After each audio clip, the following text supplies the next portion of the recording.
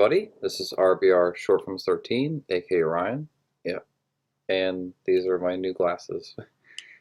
Um, and today I'm doing a video, a review. Man, wow.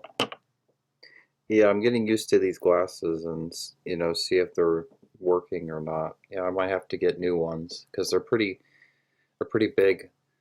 I'm used to smaller glasses, so I don't know. And it hurts the back here. I'm going to do a review of Scream 5, spoiler review. Um, I'm going to, I think, wear my Scream shirt for this review. I didn't think about it, but one second. Okay, so got my Ghostface shirt to review Scream 5, spoiler review of Scream 5.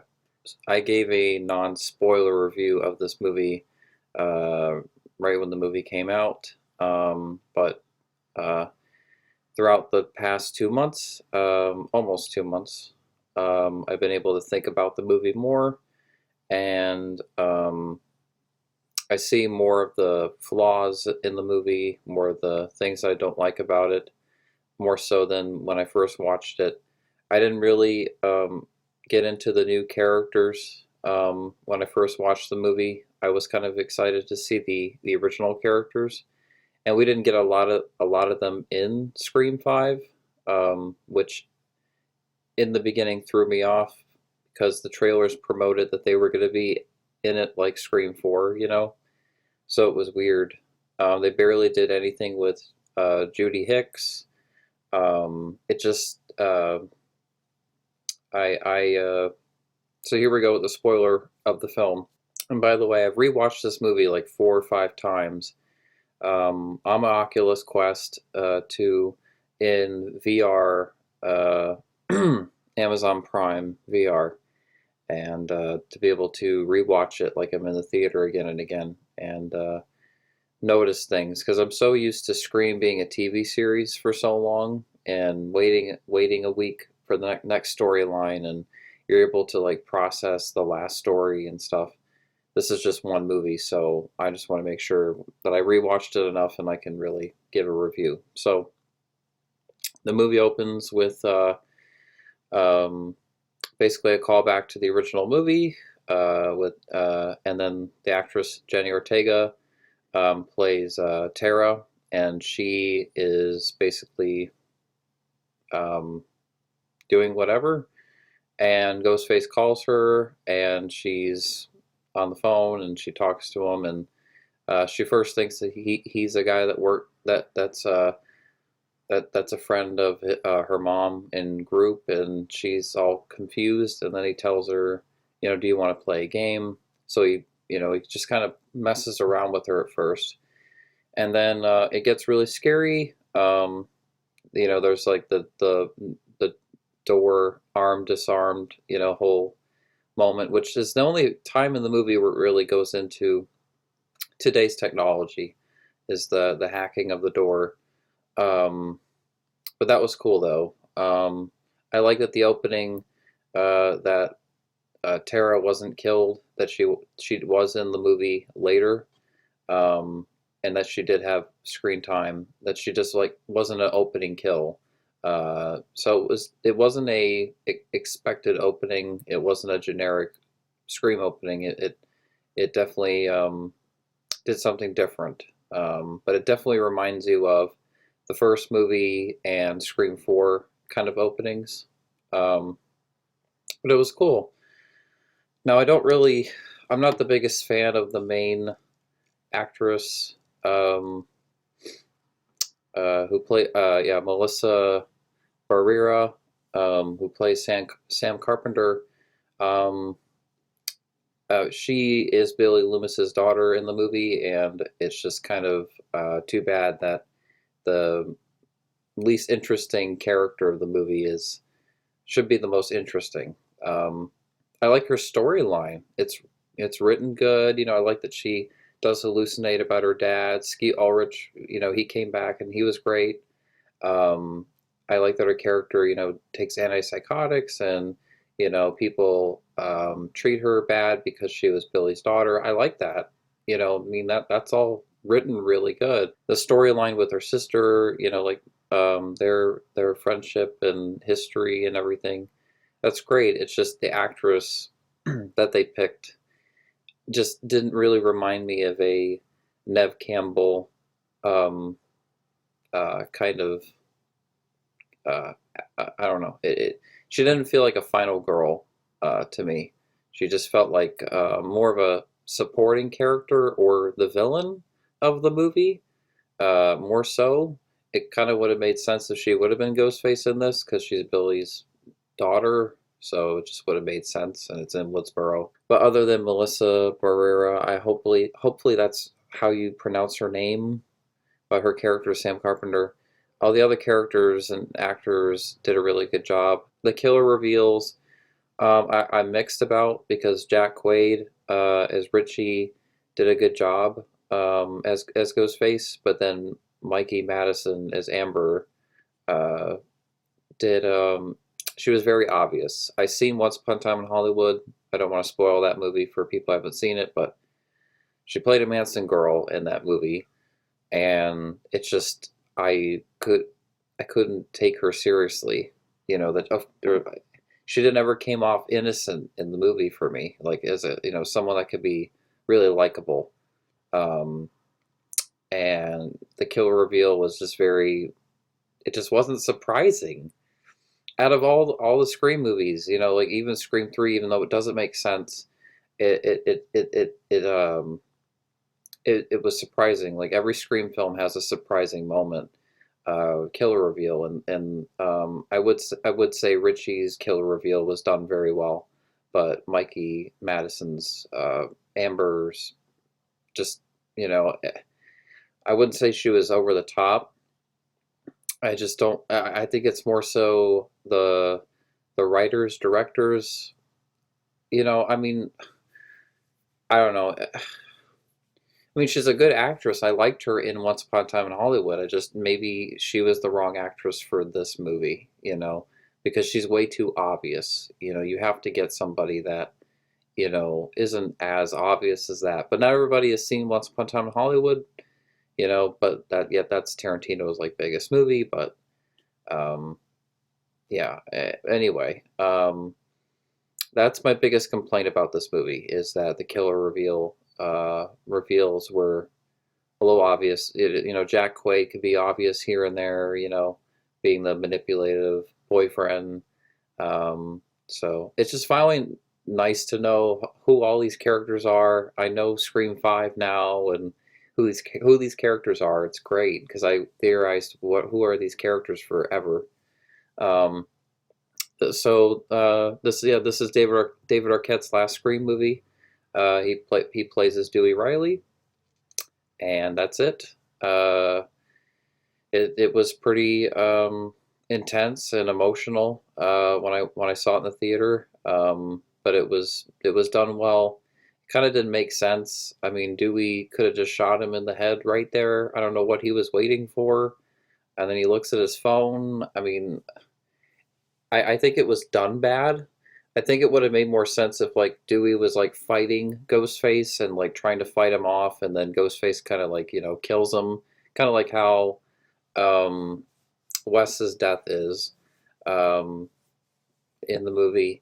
Um, something like that. It's just kind of not really Dewey moment, but it's two Ghostface knives. I mean, I've never seen a Ghostface kill like that, so that was pretty cool. Ghostface was pretty awesome in this movie, I would say, though. The scenes of Roger Jackson, his dialogue, the kills, the suspense, the way Ghostface runs in this movie. He's awesome in this movie. The kills are done very well, um, and he's scary in this movie. I think out of all the movies, he's the scariest in this film in Scream 5. Um, it was great to get Courtney Cox back as Gail Weathers in this movie, and Nev Campbell as Sydney Prescott. It was great to see them, and I love the scenes they have. It's just too bad they didn't have a lot of screen time. I think this movie would be higher on my list if they had more screen time. If they would have went into Sydney's story and more of what Gail's life is like now and stuff, and not so much about Dewey, then I probably would have liked it more. Um, but I like that the I like the score from Brian Andrews. Is that the name of the music composer? I think he did a really good job with this. For him not to be Marco Beltrami, um, he did a really good job. I really like what he did with the music. I love what he did with Ready or Not. So for him to score this movie, he brought back Dewey's theme, Sydney's theme, uh, callbacks to the original movie, and I really, really love that. Scream 4 didn't really do that, uh, which the first three, 2 and 3 did that. They brought back callback, music. So I do love that about the score of this movie. And I like the cinematography of the film still after seeing it. It's shot really well. And there are parts of this movie that are like really, really, really good, where I'm just like, wow, this is a really good Scream movie. I feel like it's gonna hold up um, really well.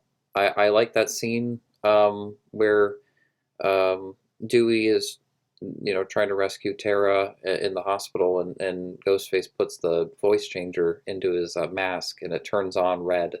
That was really, really cool. Um, let's see. I'm still getting used to all the new characters, but yeah, Wes Hicks, he was good in the movie.